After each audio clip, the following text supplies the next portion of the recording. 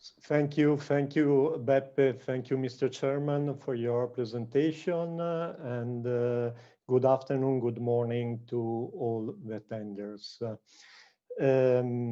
Today, I will try to summarize some recent experience on seismic retrofitting of bridges and buildings done in China, subdivided into different typology, starting from some example of strengthening of existing structures, the use of seismic isolation for seismic retrofitting, after the use of damping and tunneled mass dampers, and an example of architectural heritage protection and assessment.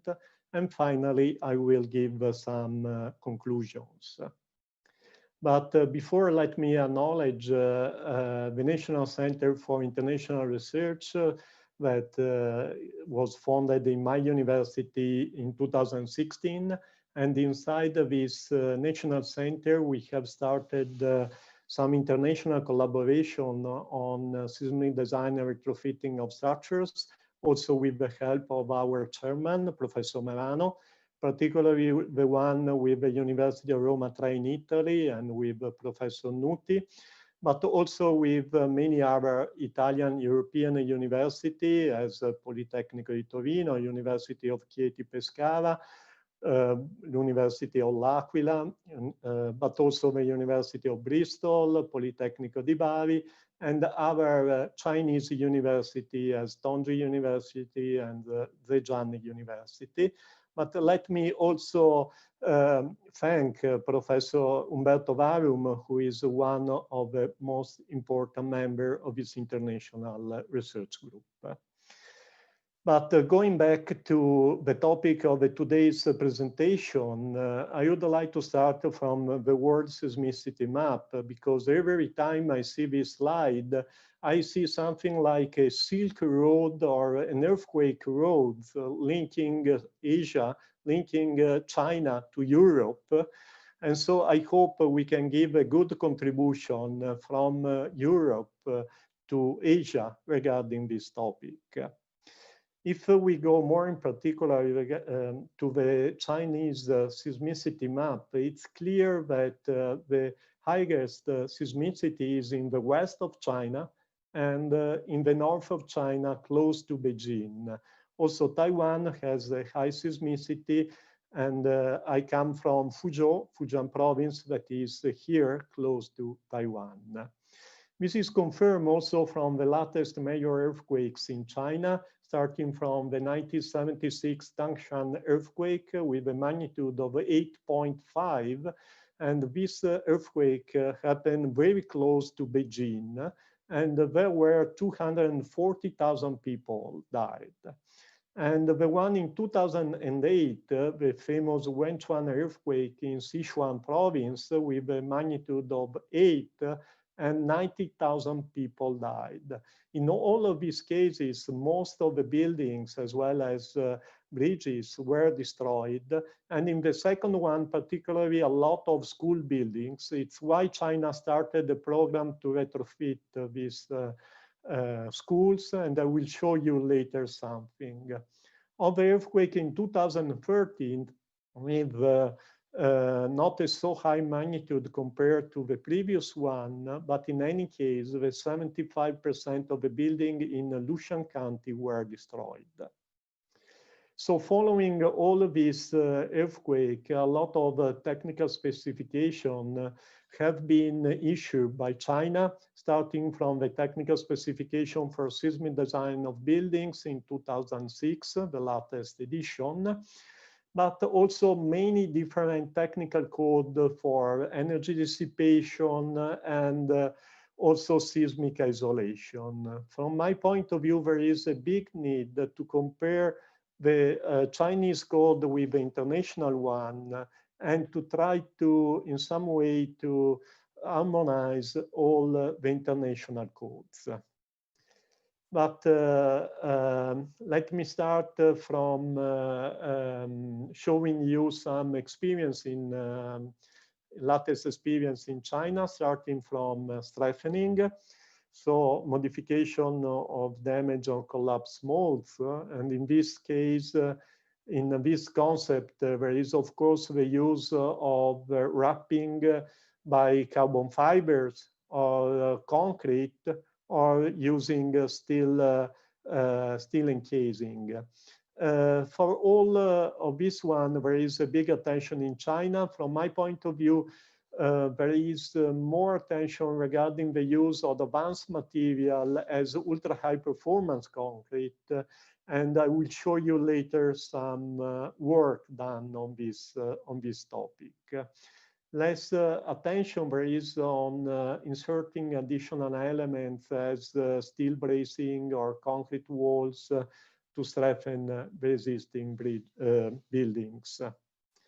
So regarding confinement with carbon fiber, it's clear from some study, and here I show you one done last year regarding the assessment of standards and codes dedicated to carbon fiber reinforced confinement or reinforced concrete columns.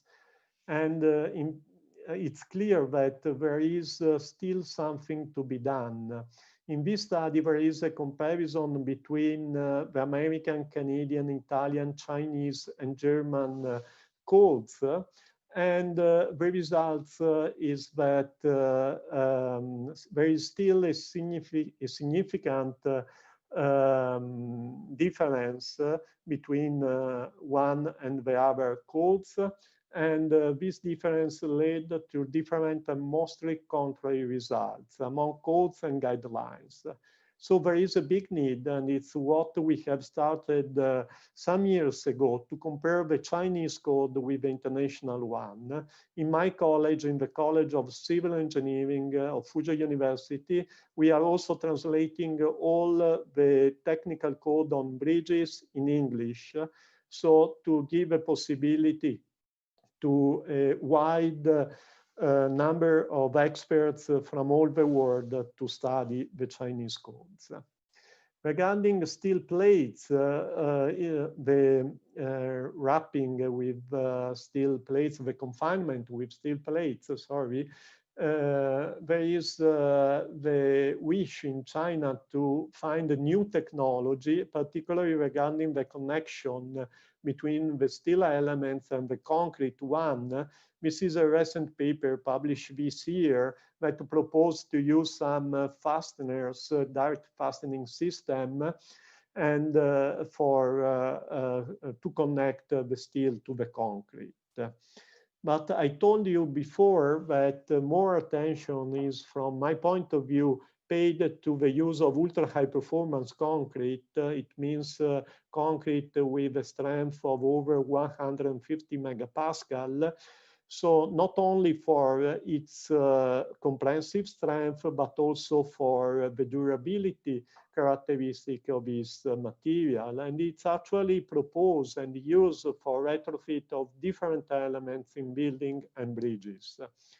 All started from a work also done in Europe, proposing a layer of ultra-high performance concrete, ultra-high performance fiber reinforced cementitious composite material to protect beams or slab in bridges, or also putting some steel reinforcement inside the concrete to strengthen to improve the structural resistance of the elements, or for the also the rehabilitation of corrosion damage existing rebars.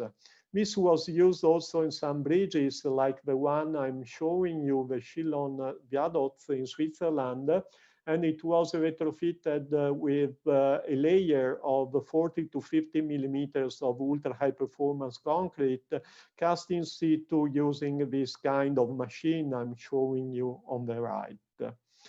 In China, this kind of solution is studied and also applied to many orthotropic steel decks using a layer of 40 to 50, sometimes 60 millimeters of ultra high performance connected to the steel path using some shear studs.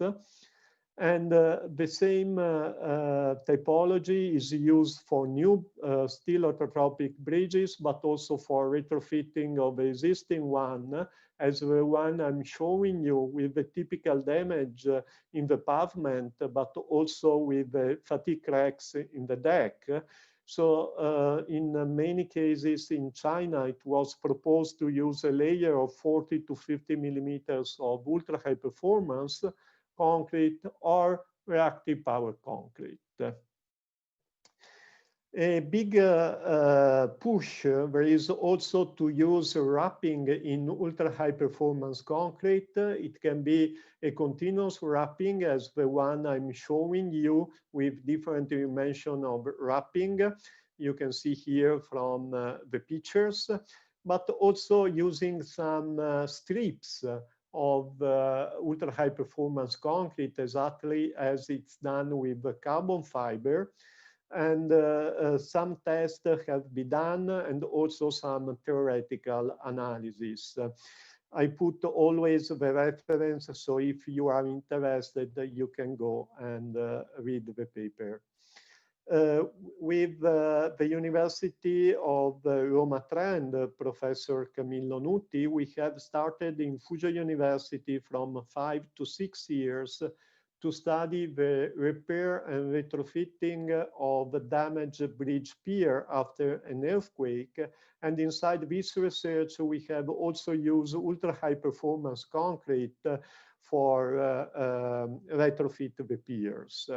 So the goals of the research is, from one side, the comparison between European and Chinese codes and also materials, because in different countries, there are different materials with different characteristics, and this aspect is very, very important, but also to develop techniques that can be reliable and also quick to repair this kind of reinforced concrete bridge pier subject to damage in the earthquake. And starting from 20 years, the group of Roma Tre start to study different materials. In Fuzhou University, we have more investigate the use of fiber reinforced concrete and ultra high performance concrete link or not with carbon fiber. So I show you what is the proposed intervention. Is of course to remove the demolished concrete, the damaged concrete, and also to cut the longitudinal rebars and to weld the new rebars through this welding connection done using a steel L shape to help the weld connection. And this new this new steel rebars that is added is tanned in the middle to reduce the diameters and to concentrate the yielding only in this part to be sure not to have a yielding in the connection and to concentrate the plastic hinge. At the beginning, we investigate this technology using self-compacting concrete or fiber-reinforced concrete and using some jacketing also with carbon fiber. But after, we also investigated a solution without using carbon fiber and using only ultra high performance concrete. So we did many tests starting from 2014, 2015 in the structural lab of Fuzhou University, collaborating with the University of Roma Tre and the University of Modena in Italy. And the final result was that we obtained a good strategy, a good way to design these tanned rebars and also the connection, not to have damage in the connection and to have plasticization only in the middle of a tanned rebars, so the rebars with reduced diameters. If we go to see the base shear displacement curve, it's clear that in this way we are reducing the maximum base force, but in meantime we are having a very good dissipation. And so we think that this kind of retrofitting can be very good and can get all the starting idea, hypothesis we have done. After, in the last part, in the most recent part of our research, we tried not to use self-compacting concrete, but to use only ultra-high performance concrete and to avoid to use a wrapping done with carbon fiber. In this phase of our investigation, we also did not put any stirrups in any transversal reinforcement in the part of the piers that we retrofitted to check if the resistance of ultra-high performance concrete can also give us the possibility to reduce the transversal reinforcement. We did, of course, many theoretical analysis, but also some lab tests. I'm sorry, I'm really running to show you everything, so I'm losing probably to tell you something. But what we obtained through this test and also the theoretical analysis we did is that this kind of retrofit is feasible, can be used, and should be investigated more, as we are actually doing in Fuzhou and with Roma 3.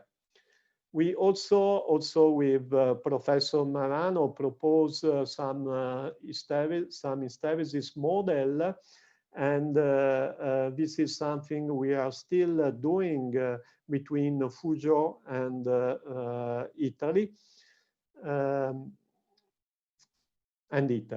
Regarding seismic isolation, I go to this part of my presentation. In China, there is a big attention to use seismic isolation for retrofitting of existing buildings. The isolation can be at the base, or it can be of the top or the middle of the column of the first floor of different floors. Some years ago, we have also started between Fuzhou University, Tongji University, and the Italian company called Soles. We have investigated the possibility to develop a technology to lift up the old buildings and to put the seismic isolation at the base. Regarding the column cut, as I told you, it can be in the basement, or it can be isolation layer in the first story. And after the Tangshan earthquake in 2008, only 1 year after, the Chinese government issued a regulation to push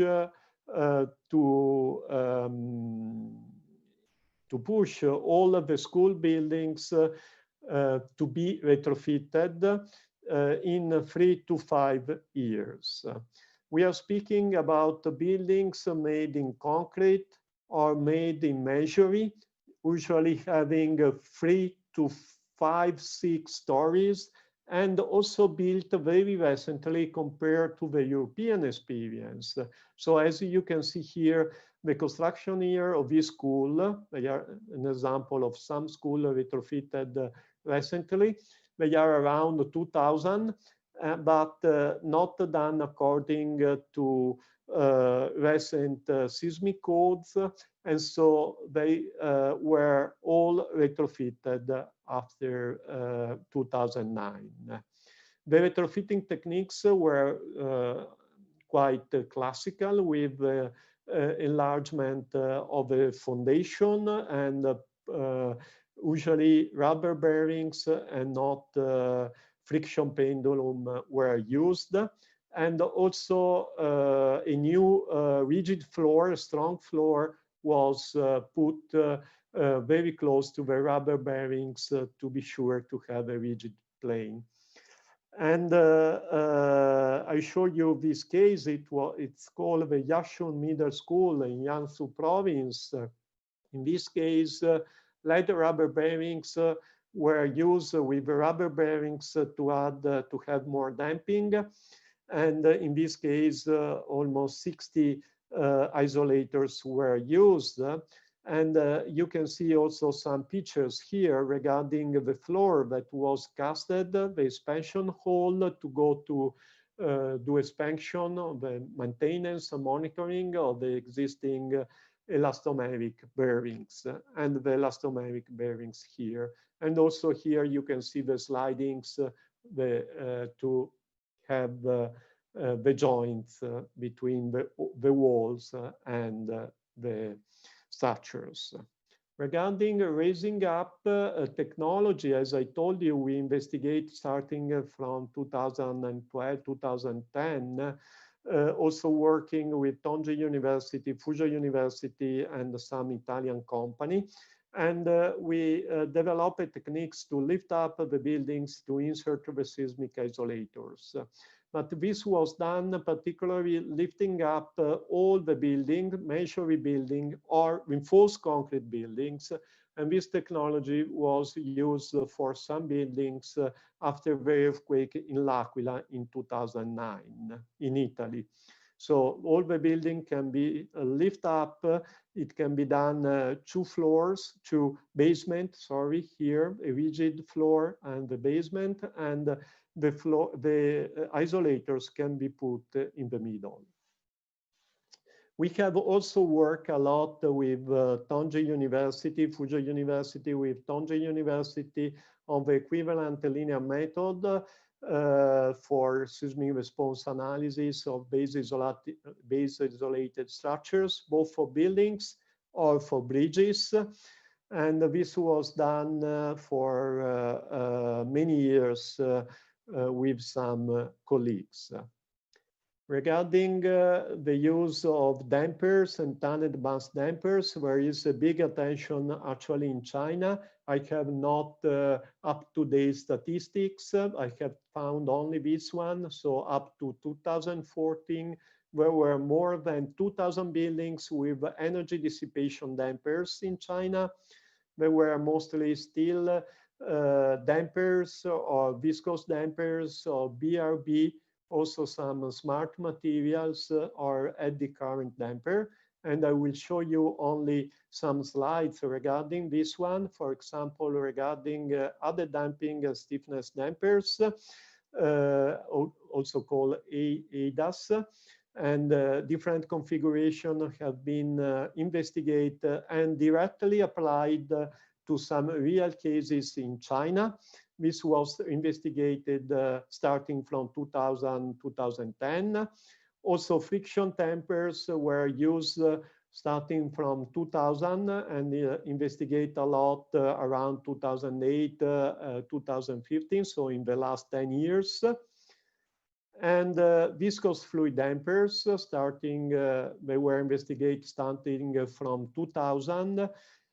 They are wide applied in China, both for buildings and bridges, even if in some real important application, international companies' products are usually used, products from viscose dampers from Europe or from US. Regarding buckling-restrained bracing, there is a big attention. They start to investigate what has been done in US and in Europe. And after some proposals have been done, changing a little bit the technology, but not changing the concept.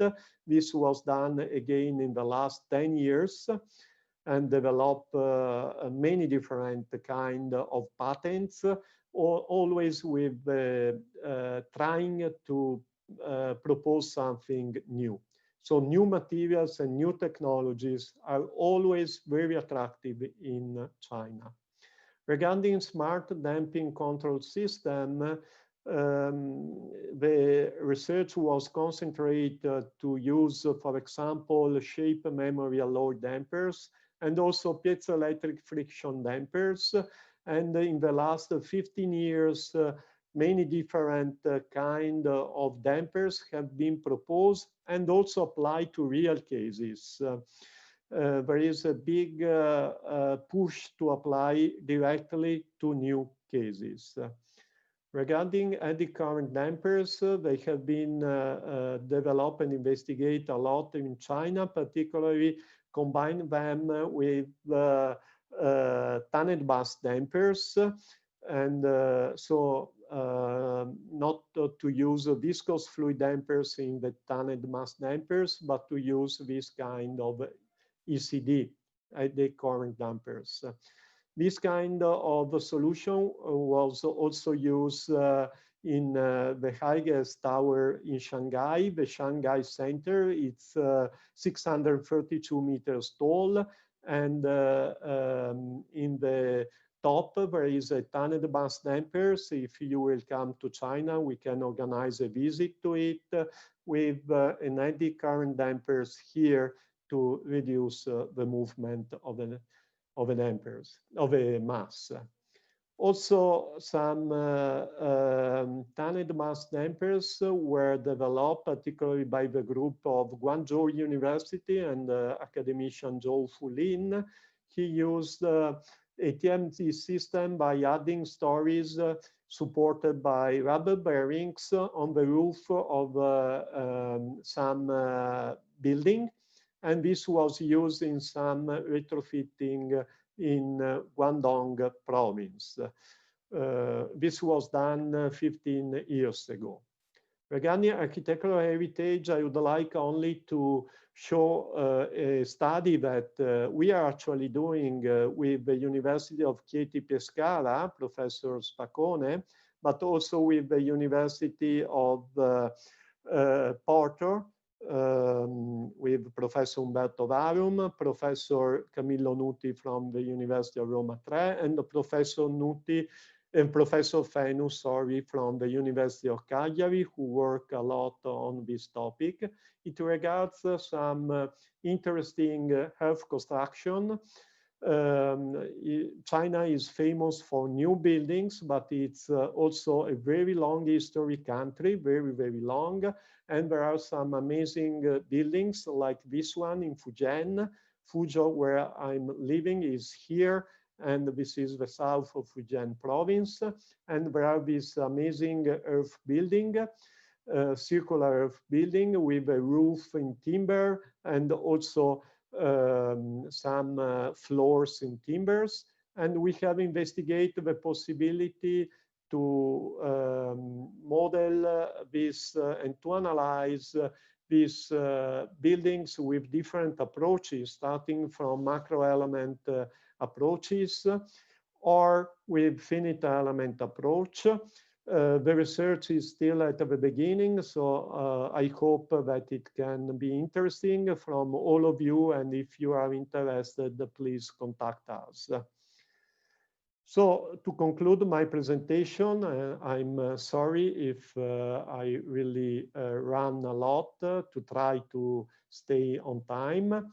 According to my experience and my knowledge, we can say that a comparison and improvement of the Chinese codes according to international ones as American, European, and Japanese are still needed. I told you that in my college, in the College of Civil Engineering, Fuzhou University, we are translating all the codes regarding bridges in English. And after, of course, we will disseminate with the international community.